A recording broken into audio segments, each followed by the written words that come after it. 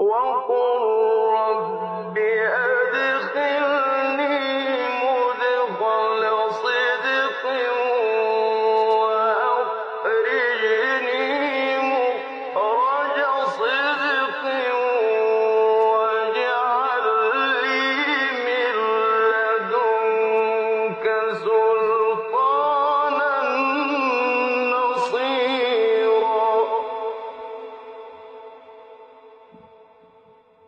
sœurs, les meilleurs endroits sur terre auprès de Dieu sont, ou les endroits les plus aimés par Dieu sur terre sont les mosquées, et les endroits les plus détestés par Dieu sont les marchés.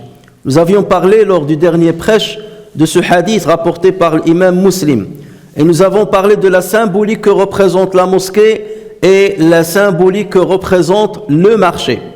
Le pire ennemi de la religiosité du musulman, c'est le marché. Le pire ennemi de la religiosité du musulman, c'est le marché. Pourquoi ? Parce qu'il le détourne de ce qui est essentiel. Il le pousse à courir derrière l'acquisition de la subsistance et il oublie souvent ses devoirs envers Allah Azza wa Jal, ses devoirs adoratifs notamment. L'islam est une religion qui n'appelle pas au monachisme. Elle ne demande pas à ses fidèles de se retrancher dans une mosquée, dans un temple, ou se retrancher dans une grotte pour passer tout le temps à prier Dieu et à l'adorer, à se prosterner, à lire le Coran et ainsi de suite. Non, l'islam établit un équilibre. Allah Azza wa Jal a créé la terre et il y a mis des jouissances et il a incorporé dans notre être l'amour de certaines jouissances. Pourquoi ? Pour que nous puissions justement maintenir un certain équilibre entre notre lancée vers les jouissances terrestres et notre lancée vers les jouissances de l'au-delà. Et il ne faut pas que l'une t'empêche de faire l'autre. Et ceci, on le voit encore plus visible dans la fin du surat Al-Jumu'ah, lorsqu'Allah Azza wa Jal s'adresse aux croyants en leur disant ce qui signifie « Ô vous qui avez cru ». Quand on appelle à la salat du jour du vendredi, accourez à l'invocation d'Allah, accourez vers les mosquées, accourez à l'invocation d'Allah et laissez tout négoce. Et le négoce, ça fait référence justement au marché. Et laissez tout négoce. Il y a les priorités, il faut garder les priorités. Cela est bien meilleur pour vous si vous saviez. Puis, quand la salat est achevée, quand votre devoir vis-à-vis d'Allah Azza wa Jalla est achevé, dispersez-vous sur terre et recherchez quelques effets de la grâce d'Allah. Donc là, il n'y a pas de mal à ce que vous recherchiez les biens terrestres. Maintenant que votre devoir a été accompli, maintenant que vous avez établi l'équilibre entre le spirituel et le profane. Et invoquez beaucoup Allah afin que vous réussissiez. Et c'est comme ça justement que le musulman doit mener sa vie.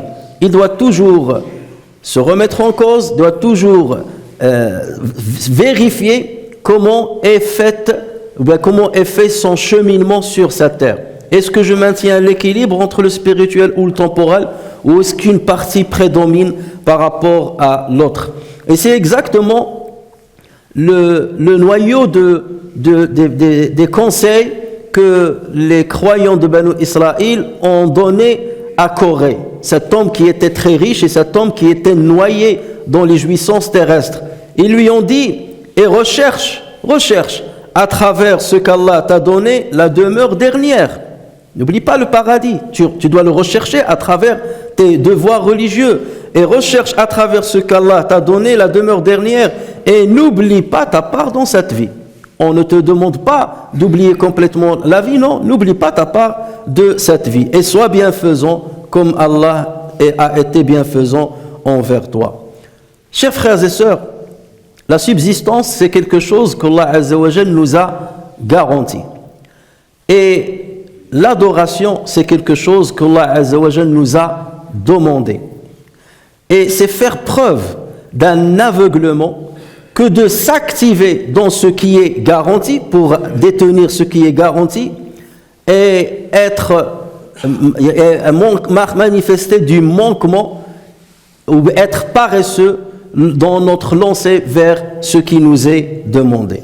Et c'est à cet égard qu'un savant dit ton effort à poursuivre ce qui t'est garanti et ta négligence en ce qui t'est demandé sont une preuve que l'œil de ton cœur s'est assourdi ou assombri. C'est une preuve que l'œil de ton cœur s'est assombri. Et donc, quelqu'un qui a un cœur qui a de la clairvoyance, c'est quelqu'un qui arrive à maintenir l'équilibre entre ces deux obligations. Une petite comparaison entre l'effort que nous déployons pour parvenir à notre subsistance et l'effort que nous déployons pour parvenir à l'au-delà, pour parvenir au paradis. On voit qu'il y a un écart énorme. Tu trouves la personne très active pour aller travailler tous les jours. S'il faut se réveiller à 3 heures du matin, il se réveillera à 3 heures du matin. S'il doit être au travail à 6 heures du matin, il pointera à 6 heures du matin. Qu'il pleuve, qu'il neige, qu'il vente, qu'il fasse moins 15 degrés, il est toujours au rendez-vous. Au rendez-vous. L'effort est là. Mais lorsqu'il s'agit du devoir religieux, où il s'agit de l'appel d'Allah Azza wa Jal, là on marche à reculons. Et c'est là où on doit se poser la question. Pourquoi autant d'efforts pour ce qui est terrestre et je sais pertinemment que ce n'est pas durable, et peu d'efforts pour ce qui est céleste et qui est durable? Pourquoi cet écart? Si je ne suis pas croyant, je peux comprendre. Je ne crois pas à l'au-delà, je ne crois pas qu'il y a de paradis, je ne crois pas qu'il y a de jugement, je ne crois pas qu'il y a de l'enfer. Donc autant que je profite le maximum d'ici-bas, je déploie tout mon effort pour l'ici-bas. Là, on peut comprendre. Mais pour quelqu'un qui dit « je crois en Allah Azza wa Jal, je crois au jour du jugement, je crois qu'il y a un paradis et j'aspire à ce paradis », et tu vois qu'il marche à reculons dans ce qui peut le mener vers le paradis, là, il y a lieu de se poser des questions. Pourquoi cette contradiction entre ce que tu prétends être ta foi et l'effort que tu déploies et qui doit normalement concorder avec cette foi? C'est là où il y a un décalage. Tout simplement parce que lorsque tu travailles, tu sais qu'il y a un salaire derrière ou un gain derrière. Pour toi, c'est quelque chose qui est palpable. Je suis dans le monde visible. Voilà, le salaire va tomber, la fiche de paie va tomber à la fin du mois, ou le gain va tomber, ou les dividendes vont tomber. Là, c'est du palpable. Mais le paradis, c'est comme si, au fond de nous, on dit il y a le paradis, mais c'est comme si on dit, mais je ne vois rien pour l'instant. Je ne vois rien. Peut-être on va être ressuscité. Peut-être il y a le paradis. Peut-être. C'est comme si on dit cela. Alors qu'au fond, on dit l'inverse. On dit non, mais je crois au paradis, fermement et tout. Mais tes actes ne vont pas dans le même sens de ce que tu prétends. Et lorsqu'Allah Azza wa Jal a parlé des hypocrites, regardez ce qu'il dit. Et malheureusement, on va voir que les caractéristiques qu'il a citées des hypocrites ressemblent fort à certaines de nos caractéristiques. Allah Azza wa Jal a dit à juste titre, ce qui signifie les hypocrites cherchent à tromper Allah, mais Allah retourne leur tromperie contre eux-mêmes. Et lorsqu'ils se lèvent pour la salat, ils se lèvent avec paresse et par ostentation envers les gens. À peine invoquent-ils Allah. À peine. Ils invoquent, mais à peine. Lorsqu'on voit ces caractéristiques, beaucoup d'entre nous vont se reconnaître dans ces caractéristiques. On ne va pas dire qu'ils sont des hypocrites, mais en tout cas, ils ont les mêmes caractéristiques. Lorsqu'ils se lèvent pour la prière, la paresse. La paresse. Et regardez rien que l'exemple du Ramadan. Lorsqu'on a commencé le Ramadan, la première semaine, les mosquées étaient blindées. Toutes les mosquées étaient blindées. Les gens priaient à l'extérieur des mosquées. Les 10 premiers jours sont arrêtés, sont terminés. La moitié de la mosquée a disparu. Et lorsque les 10 derniers jours du Ramadan vont apparaître, les mosquées vont redevenir blindées. Et là, il y a lieu de se poser des questions. Si j'ai eu le courage et la force de venir les 10 premiers jours, qu'est-ce qui m'empêche de venir les 10 deuxièmes jours, la deuxième dizaine de jours, au même titre que la troisième dizaine de jours? Je suis toujours la même personne, la mosquée est la mosquée, Dieu est Dieu, la récompense est la récompense. Mais pourquoi je monte là, je redescends là, et avant que ça parte, je vais... Parce qu'il y a le profit derrière. Avant que ça parte, je vais gagner un petit peu. Au début, c'est le courage. On va y aller, masha'Allah, le courage, et après on s'affaiblit. Pourquoi on ne fait pas la même chose avec notre travail quotidien, à travers lequel on cherche notre subsistance? Pourquoi on manifeste une rectitude au niveau de notre activité lorsqu'il s'agit de gagner un salaire? Toute l'année, tu es là, tu pointes à l'heure, Tu te réveilles, tu viens à l'heure, tu travailles, tu restes debout 7 heures. Lorsqu'il s'agit de quelque chose de terrestre. Mais lorsqu'il s'agit de quelque chose de céleste, le paradis qui t'attend, on verra. On verra. Regardez ce que dit Allah Azza wa Jal dans un autre endroit dans le Coran concernant toujours les hypocrites. Ce qui empêche leur don d'être agréé, leur aumône, ce qui empêche des hypocrites, ce qui empêche les aumônes des hypocrites d'être agréés, c'est le fait qu'ils n'ont pas cru en Allah et son messager, heureusement que nous on croit en Allah et son messager, qu'ils ne se rendent à la salat que paresseusement. Là c'est une caractéristique qui ressemble à la nôtre, qu'ils ne se rendent à la salat que paresseusement, et qu'ils ne dépensent dans les bonnes œuvres qu'à contre-cœur. Il dépense, mais le problème c'est qu'il le fait à contre-cœur, malgré lui, parce que tout le monde a donné, bon c'est honteux si je donne rien, je donne malgré moi, et pas forcément le meilleur de ce que je possède, et n'est que ce qui, les sous jaunes, ouais, ça reste, ça bougera pas mon compte bancaire, ça va pas perturber ma richesse, là je peux donner, mais tout ce que là je vois, un zéro qui va diminuer, ou là 2 zéros qui vont diminuer de mon compte bancaire, là ça devient très dangereux, alors là je peux pas. C'est qu'il y a un problème. On n'est pas en train de dire que nous sommes des hypocrites, hacha lillah, nous sommes tous des croyants, nous croyons tous à Allah Azza wa Jal. Si nous sommes aujourd'hui présents ici, c'est que nous croyons à Allah Azza wa Jal, forcément. Mais le problème, c'est qu'il y a une certaine ambivalence entre ce que nous croyons, ce à quoi on aspire, et ce que nous faisons pour arriver à ce à quoi on aspire. Tu cherches le paradis, qu'est-ce que tu as consenti comme effort pour parvenir au paradis? Et pourquoi tu t'efforces pour parvenir à rizq et tu ne t'efforces pas pour parvenir à la récompense divine?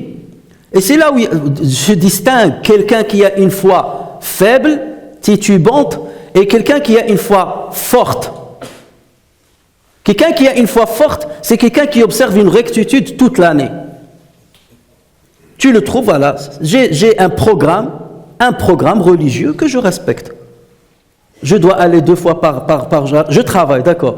Mais l'Isha, en général, je suis chez moi. Le Fajr, je suis en général chez moi. Ben, je vais faire la prière à la mosquée. J'ai mon programme et je le maintiens. Comme j'ai le programme terrestre, j'ai le programme pour le delà. Et comme je donne l'effort ici, je donne l'effort là. Et je maintiens l'équilibre. Mais le problème, c'est que tu donnes le minimum de toi et tu attends le maximum de Dieu. C'est une contradiction. Il faut réfléchir un petit peu. Un peu de lucidité quand même. Je fais le minimum, ya Rab, je fais le minimum, mais donne-moi le maximum. Mais pour l'ici-bas, je veux le maximum et je fais le maximum. Donc il y a lieu de se poser justement des questions. Et comme je dis, ça ne veut pas dire que nous sommes des hypocrites, mais il ne s'agit pas d'hypocrisie dans le credo, dans la foi. Ceux qui ne croient pas en Dieu et font semblant de croire. Non, il y a l'hypocrisie aussi dans les gestes, dans l'attitude, dans le comportement avec autrui. Et le prophète sallallahu alayhi wa sallam a parlé des caractéristiques des hypocrites. Lorsqu'il a dit celui qui, lorsqu'il se dispute, il dépasse les limites, lorsqu'il donne une promesse, il ne la respecte pas et tout cela. Nous connaissons le hadith du prophète sallallahu alayhi wa sallam. Ici, le prophète sallallahu alayhi wa sallam, il parle de l'hypocrisie dans le comportement avec autrui. Et pas l'hypocrisie au niveau de la croyance. Mais il y a aussi une hypocrisie dans notre comportement vis-à-vis de Dieu. Vis-à-vis de Dieu. Lorsque je suis malade, je lui demande, Ya Rab, je t'aime, Ya Rab, tu es mon Seigneur, tu es le puissant, le majestueux, le kada, je suis malade, guéris-moi. Ya Rab, tu es le généreux par excellence, c'est toi qui possèdes les trésors des cieux et de la terre. Ya Rab, j'ai pas de travail, trouve-moi un travail. Ya Rab, j'ai pas de femme, j'ai pas d'homme, j'ai pas de mari. C'est très bien. Mais lorsqu'il s'agit d'accomplir tes devoirs vis-à-vis d'Allah Azza wa Jalla, là c'est de la paresse. Tu es paresseux. Tu es paresseux. Pourquoi cette ambivalence dans notre comportement vis-à-vis d'Allah Azza wa Jalla? Pourquoi on n'a pas cette ambivalence dans notre comportement vis-à-vis de nos patrons ou bien vis-à-vis de nos clients et ainsi de suite? Il faut se poser ces questions, chers frères et sœurs. Et je m'excuse si je parais dur avec moi-même aussi, mais avec tout le monde. C'est qu'on ne doit pas rester, il y a des musulmans consommateurs de discours et qui n'ont aucun impact sur nos cœurs. Toutes les semaines, on entend des prêches, toutes les semaines, on entend du Coran, on entend des hadiths du prophète sallallahu alayhi wa sallam. Mais quel est l'impact de ces discours sur notre cœur et sur notre comportement et sur notre attitude? Quel est l'impact de Ramadan sur notre religiosité? Pourquoi le premier Ramadan arrive, le deuxième, le troisième, le quatrième, et on est toujours les mêmes, paresseux, toujours toute l'année? Et on attend que le Ramadan revienne pour qu'on revienne, le Jumu'ah vienne pour que je revienne. Pourquoi ce manquement-là, alors qu'on aspire à ce qui est meilleur? Et on a la capacité de le faire. Et le Ramadan est un témoin, justement, que les musulmans sont capables de concilier entre leurs devoirs religieux et leurs devoirs terrestres. Ils sont capables de le faire. Et on ne demande pas d'avoir la même ferveur que le Ramadan, mais il faut qu'il y ait un minimum. Chaque musulman qui se respecte, se doit d'avoir un certain minimum, un programme qu'il doit respecter. Porté par Muslim sur Uqba ibn Amir, ce dernier a dit, le prophète sallallahu alayhi wa sallam sortit un jour alors que nous étions assis dans Sofa. Sofa, c'est un espace qui était à l'arrière de la mosquée du prophète sallallahu alayhi wa sallam et qui était fréquenté par des gens qui sont pauvres, qui n'ont pas de demeure peut-être, et ils restaient là-bas toute leur journée. Et ensuite le prophète sallallahu alayhi wa sallam est venu vers nous et il nous a dit, lequel d'entre vous aimerait partir chaque matin à Bathan ou Al-Aqiq? Et Bathan Al-Aqiq, c'est le nom de deux marchés qu'il y avait à Médine, un petit peu à l'extérieur, à la marge de Médine. Deux marchés auxquels les gens se rendaient pour faire du négoce et pour faire du commerce, pour acheter leurs besoins, ainsi de suite. Lequel d'entre vous aimerait partir chaque matin à Bathan ou Al-Aqiq et revenir avec 2 chamelles bien corpulentes, sans commettre aucun péché, ni rompre de lien de parenté? Qui veut ça? Et le compagnon a dit, nous avons dit, nous aimons tous cela. Qui n'aimerait pas gagner 2 chamelles par jour, comme ça, sans rien dépenser? Et le prophète sallallahu alayhi wa sallam de dire que l'un de vous vienne à la mosquée pour apprendre ou lire 2 versets du livre d'Allah est meilleur pour lui que 2 chamelles. 3 versets est meilleur pour lui que 3 chamelles. Et 4 versets est meilleur pour lui que 4 chamelles et leur double. Le prophète sallallahu alayhi wa sallam essaie par cette métaphore ou cette comparaison de dire, regardez déjà les 2 symboliques, la mosquée, venez à la mosquée, ou là-bas vous allez au marché, 2 choses qui s'opposent. Et il leur dit, de la même manière que vous déployez de l'effort pour aller au marché pour gagner, faites la même chose pour aller à la mosquée pour gagner quelque chose. Et il leur a donné l'exemple des 2 chamelles pour leur dire, vous aurez mieux auprès d'Allah Azza wa Jal. Même si ça a un lien avec le ghaib, ce que vous ne voyez pas, les récompenses d'Allah Azza wa Jal sont dans l'au-delà, vous ne les voyez pas. Mais moi je vous en parle, il faut les voir comme s'ils étaient devant vous. Comme si à la fin du mois, tu vas obtenir le salaire. Tu attends ta fiche de paie à la fin du mois, sache qu'il y a aussi une fiche de paie qui est rédigée chaque jour à la prière de l'Asr et à la prière de l'Maghrib. Lorsque les anges descendent, lorsqu'ils changent, ceux qui montent et ceux qui descendent. Donc à la fin, tu as ta fiche de paie à l'Asr. Qu'est-ce que tu as fait pendant toute la journée jusqu'à l'Asr? Et qu'est-ce que tu as fait pendant ta nuit jusqu'à Al-Fajr? 2 fiches de paie par jour. Donc de la même manière que tu fais l'effort, que tu consentis un effort dans ce domaine-là, fais pareil dans ce domaine-là. Et le prophète sallallahu alayhi wa sallam n'a pas ménagé d'efforts pour donner des paraboles, pour donner des exemples comme ça, pour pousser les gens. Parce que lui, il a vu ce que nous n'avons pas vu. Il a vu le paradis, il a vu l'enfer, il a vu le ciel, il a vu les anges. Donc il parle en connaissance de cause. Il les a vus de ses propres yeux. Et nous faisons confiance au prophète sallallahu alayhi wa sallam. Et c'est cela ce que ça veut dire croire au prophète. Ça veut dire croire à ce qu'il dit, à ce qu'il a vu. Et donc nous devons réagir comme s'il était lui-même nos yeux. Et donc ce qu'il dit se réalise. Ce qu'il a vu, je le vois. Et ce qu'il me promet, je le prends. Donc chacun de nous, chers frères et sœurs, doit sortir de ce mois du Ramadan, pas comme il y est rentré.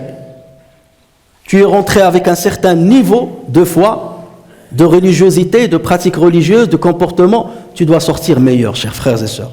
Tu dois sortir meilleur. Augmente un petit peu dans ton programme adoratif.